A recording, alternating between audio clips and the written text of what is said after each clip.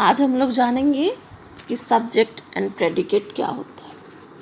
तो सबसे पहले हम सब्जेक्ट के बारे में जानते हैं।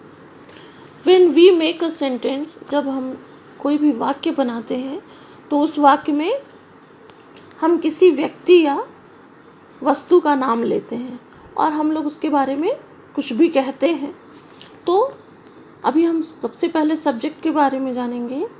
When we make a sentence we name some person or thing, that is called subject, and we say something about that person or thing, that is called predicate. In other words, we must have a subject to speak about and we must say or predicate something about that subject. तो दूसरे शब्दों में हम इस तरह से समझ सकते हैं कि हमें किसी के बारे में कुछ बोलने के लिए जब हम कुछ बोलते हैं तो वो क्या कहलाता है, प्रेडिकेट कहलाता है। और जब हम जिस व्यक्ति के बारे में बोलते हैं उस व्यक्ति का नाम जो होता है वो सब्जेक्ट कहलाता है। तो हमारे पास कुछ होना चाहिए जो हम किसी के विषय में बोलें।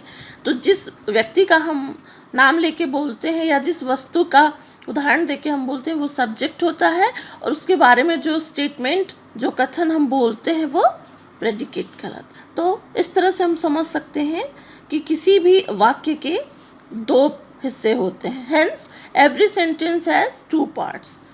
तो जब हम कोई वाक्य बनाते हैं तब हम किसी व्यक्ति या वस्तु का नाम लेते हैं, उस व्यक्ति या वस्तु के बारे में कुछ बोलते हैं। तो इस तरह से आप सब्जेक्ट और प्रेडिकेट जाने। इसके बाद तो जो प्रत्येक वाक्य के जो दो भाग होते हैं उसमें पहला, the part which names the person or thing we are speaking about, this is called the subject of the sentence.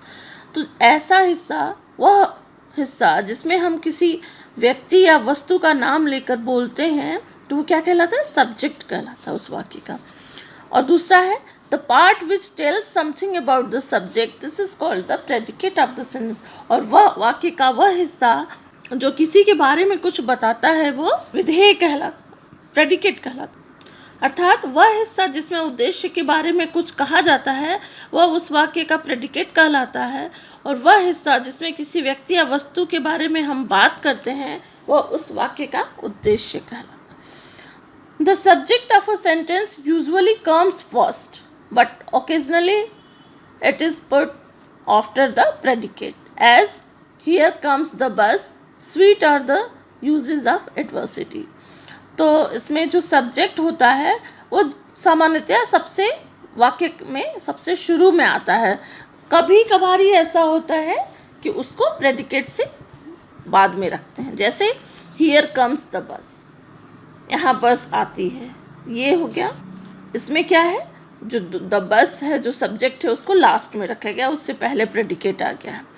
किसी वाक्य का उद्देश्य प्रायः सब्जेक्ट पहले आता है, लेकिन किसी विशेष परिस्थिति में ही यह बाद में आता है, जैसे यहाँ बस आती है। तो in imperative sentences the subject is left out as, लेकिन जो इम्परेटिव सेंटेंस होते हैं, आज्ञासूचक शब्द, उसमें कभी कभी क्या होता है कि सब्जेक्ट बाहर हो जाता है। जैसे सिट डाउन, बैठ जाओ। हियर द सब्जेक्ट यू, यहाँ पर सब्जेक्ट यू है जो कि अंडरस्टूड है, मतलब इसको आपको अपने से समझना है। थैंक यू मतलब उसको धन्यवाद कहना। Here to the subject you is understood, यहाँ भी यू सब्जेक्ट है जो वो छिपा हुआ है, अंडरस्टूड है। तो आज्ञासूचक शब्दों में सब्जेक्ट नहीं होता है, जैसे sit down, thank you, stand up, thank him, इस तरह के कुछ उदाहरण हैं। इसमें ऐसे शब्दों में उद्देश्य सब्जेक्ट को अपने आप समझना हो। धन्यवाद। उम्मीद करती हूँ आप लोग सब्जेक्ट और प्रेडिकेट समझ